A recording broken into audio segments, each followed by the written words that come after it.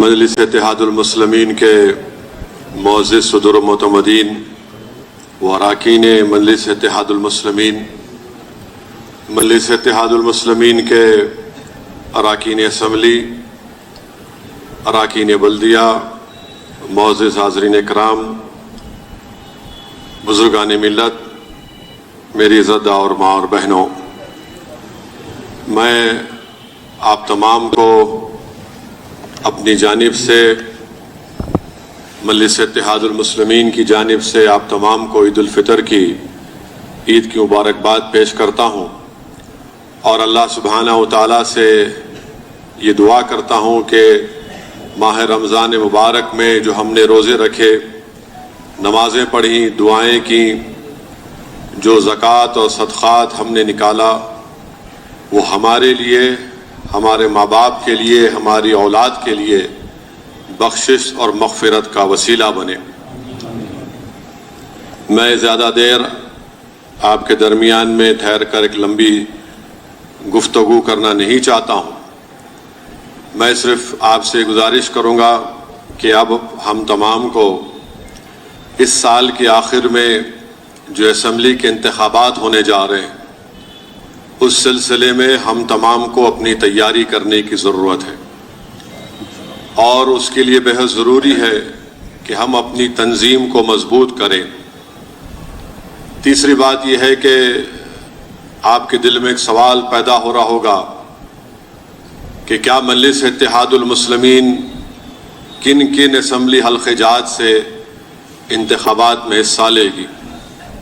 مجلس اتحاد المسلمین کی شروع سے کوشش یہی رہی، اور خاص طور سے مرحوم قائد سالار ملت کی قیادت میں جب مجلس نے محنت کی، جستجو کی، اور اللہ نے اس کو پروان چڑھایا اور اونچائیوں اور بلندیوں کے مقام پر پہنچایا، اس کی سب سے بڑی کامیابی کا راز یہ تھا کہ مجلس کی تنظیم بڑی مضبوط تھی۔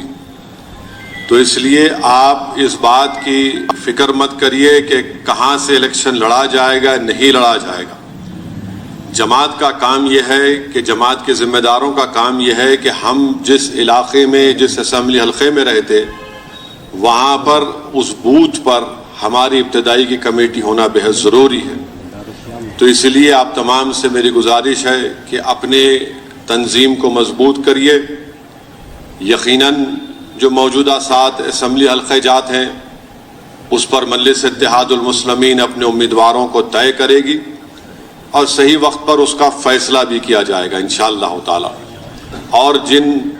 اور اس سے ہٹ کر کہاں سے کھڑا کرنا ہے یا نہیں کھڑا کرنا ہے، اس کا بھی فیصلہ ہوگا، مگر اس کے لیے بہت ضروری ہے کہ آپ مجلس کی تنظیم کو مضبوط کریے۔ ہر بوتھ پر آپ اپنی مجلس کی ابتدائی کو بنائیے، اور مجھے عوامی طور پر زیادہ آپ کو بولنے کی ضرورت نہیں ہے کہ کہاں پر، کس جگہ پر ہم اپنے بوتھ کمیٹیوں کی تشکیل دیں۔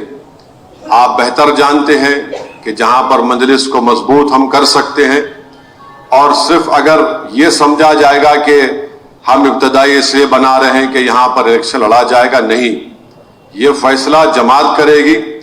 مقصد یہ ہے کہ تلنگانہ میں فرقہ پرست طاقتوں کو، فاشسٹ طاقتوں کو، جو نفرت کرتے ہیں ہمارے بھائی چارگی سے، اور جو نفرت کو عام کرنا چاہتے ہیں اور محبت کو ختم کرنا چاہتے ہیں، ایسی طاقتوں کو ہم کو شکست دینا ہے۔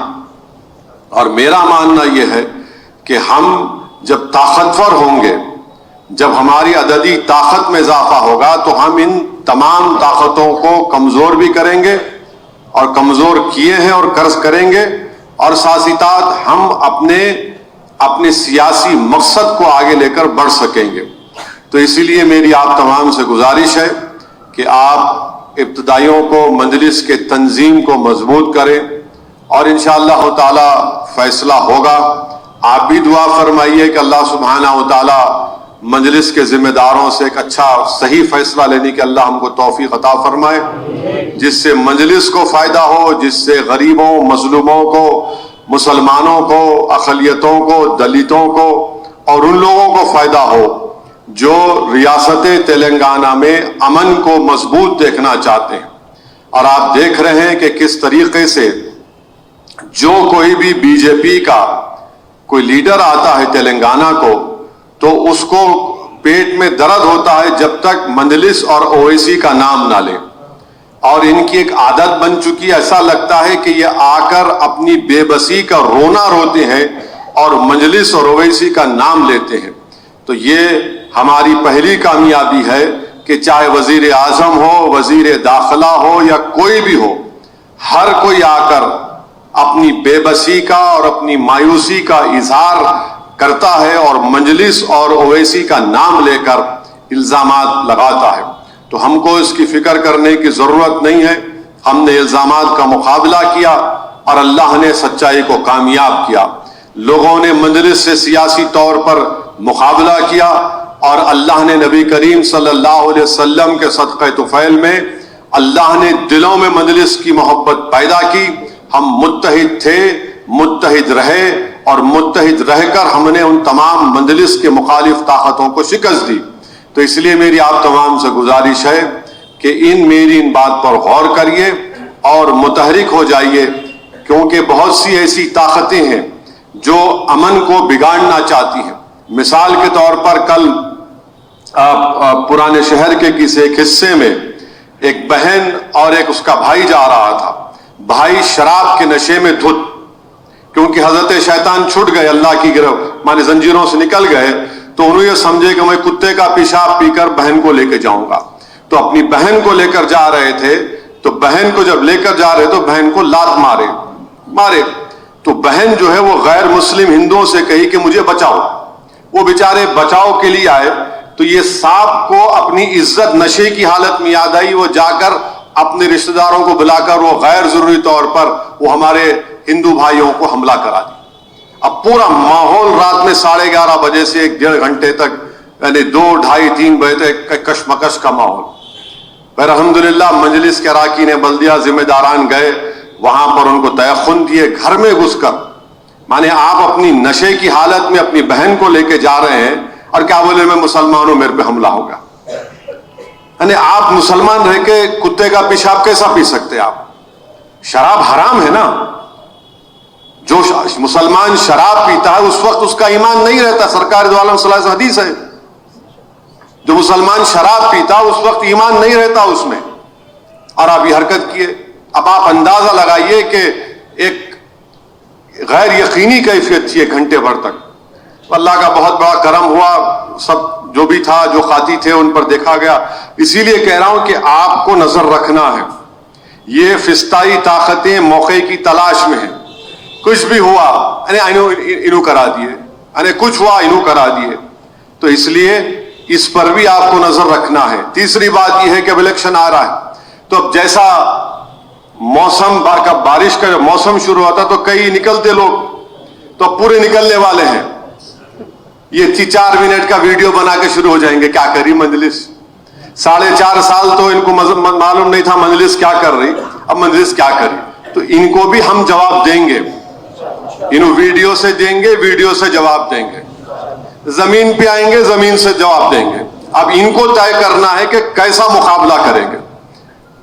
جمہوریت کے دائرے میں رہ کر ہم تو کرتے آئے ہیں، مگر اس کا ہرگز یہ مطلب نہیں نکالا جا سکتا کہ اگر آپ حد کو پار کریں گے تو ہم حد میں رہیں گے، تو اس کا ان کو خیال رکھنا ہے۔ اور آپ دیکھ رہے ہیں کہ کس طریقے سے بی جے پی یہ علن اعلان کہہ رہی ہے کہ تلنگانہ کے مسلمانوں کے ریزرویشن کو ہم برخاست کر دیں گے۔ اب ریزرویشن ہی ایک ایسا پلیٹ فارم ہے جو تلنگانہ کے مسلمانوں میں جو پسماندہ مسلمان ہیں ان کو، ان کے بچوں کو تعلیمی اور حکومت کے روزگار میں مواقع ملتے ہیں، چاہے وہ میڈیکل کالج ہو، انجینئرنگ کالج ہو، MBA کالج ہو، MCA کالج ہو، اسکول آف آرکیٹیکچر ہو، قانون کی ڈگری ہو، فزیکل ایجوکیشن کا کالج ہو۔ بلکہ نظام آباد میں ایک ANM پوسٹ کا 2 پوسٹ، صرف 2 پوسٹ آ رہے تھے اور 2 پوسٹ کانٹریکٹ اپائنٹمنٹ تھے۔ اس 2 پوسٹ کے لیے وہاں کے شخص نے رات کے 10 بجے میرے کو فون کیا کہ اسدالدین اویسی صاحب 1 مہینہ پہلے آپ بول کے کینسل کرائے تھے, آج پھر لسٹ نکالے. کتنے لوگوں کی لسٹ نکالے؟ کچھ 60 لوگوں کی. اس میں ہمارے کو 2 پوسٹ آنا تھا, نہیں ملے. تو میں رات کے قریب 11:30 بجے تک وہ نظام آباد کے کلیکٹر سے بات کیا, بیچارے اچھے آدمی, انہوں نے بات کیے. وہاں کے جو جوائنٹ کلیکٹر تھے ان سے بات کیا. پھر صبح میں مجلس کے تمام نظام آباد کے صدر, ڈپٹی میئر, ادریس, پورے وہاں پر جا کر گھبڑ کیے. وہ جو ہیلتھ کے آفیسر سے بات کیے تو مجلس کے دعووں پہ 2 پوسٹ ملے. اب جن کو 2 پوسٹ ملے, آپ اندازہ نہیں کر سکتے کہ ایک شخص روتے ہوئے مجھ سے بات کر کے بولا کہ صاحب 2 پوسٹ مل رہے, ہمارے کو نوکری مل جائیں گے.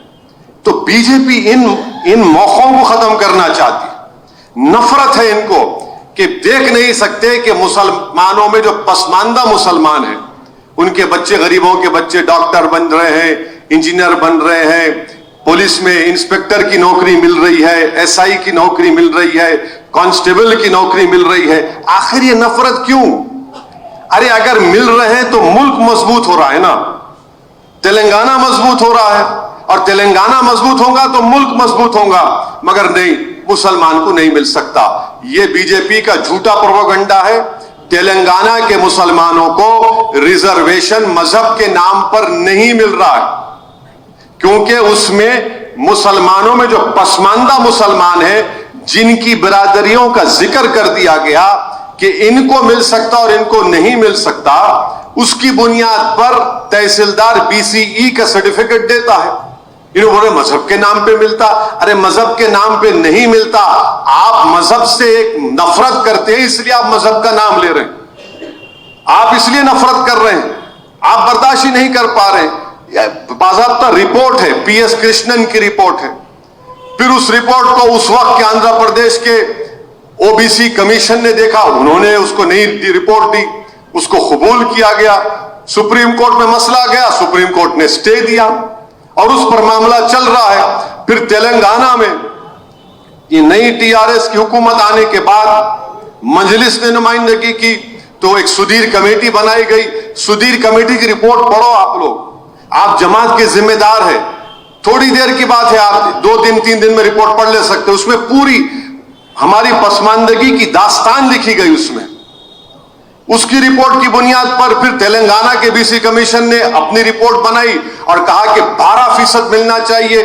پھر اسمبلی میں اس کا قانون ریزولوشن بنایا گیا اور ساتھ ہی ساتھ یہ کہا گیا کہ تلنگانہ کے آدی واسیوں کو, شیڈول ٹرائب کو 6% سے 9% کرنا. یہ دونوں دلی میں منسٹری آف ہوم افیئرز میں چلے گئے, امت شاہ کی منسٹری میں. اب نہیں معلوم کہاں پر ان کے دفتر میں پڑی ہوئی فائل ہو, مگر تلنگانہ آ کے نہیں, ہم وہ نکال دیں گے, ہم یہ نکال دیں گے, گاڑی کا سٹیئرنگ ان کے ہاتھ میں ہے. ارے آپ کی گاڑی کا سٹیئرنگ تو RSS کے لٹ پھرانے والوں کے ساتھ ہے. آپ تو ان لوگوں کا ساتھ دے رہے ہیں جو گائے کے نام پر لوگوں کو زندہ جلا دیتے ہیں, نصیر اور جنید کو راجستھان میں.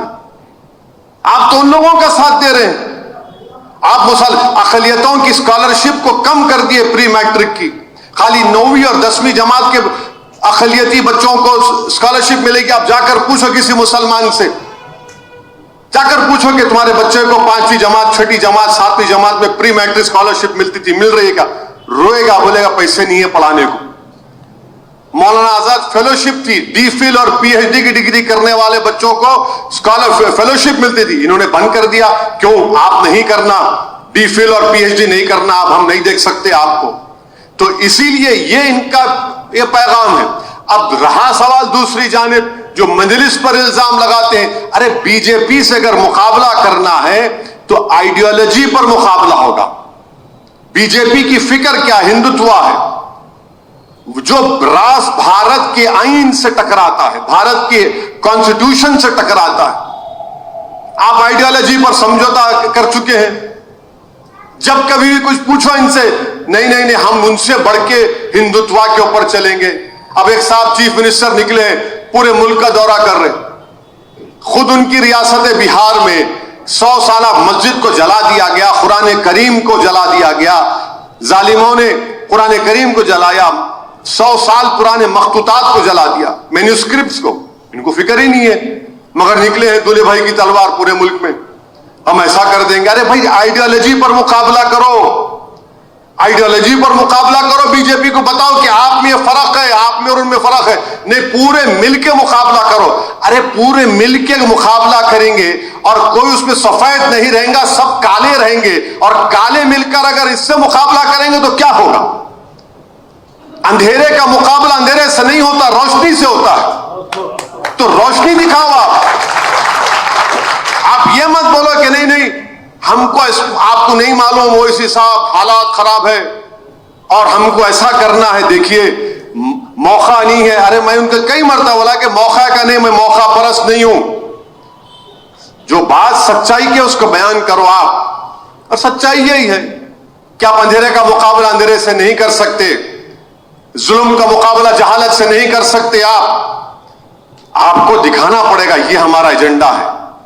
اور سب سے زیادہ اگر کوئی پریشان ہے تو کون ہے؟ اقلیتیں ہیں, عیسائی ہیں, مسلمان پریشان ہیں, دلت پریشان ہیں. یہ بڑے لوگ کہاں کے پریشان؟ جیسا ہم حیدرآباد میں بولتے ہیں ان کی ٹھنگ لگی نہ پھٹکری لگی, ان کو نہ کچھ ہوتا ہے, ان کو کچھ نہیں ہوتا ہے. ان لوگوں کو جنید اور نصیر کو زندہ جلا دیا جاتا ہے. اندور کے چھوٹے بچے کو, 9 سال کے بچے کو ننگا کر کے ویڈیو نکالا جاتا ہے.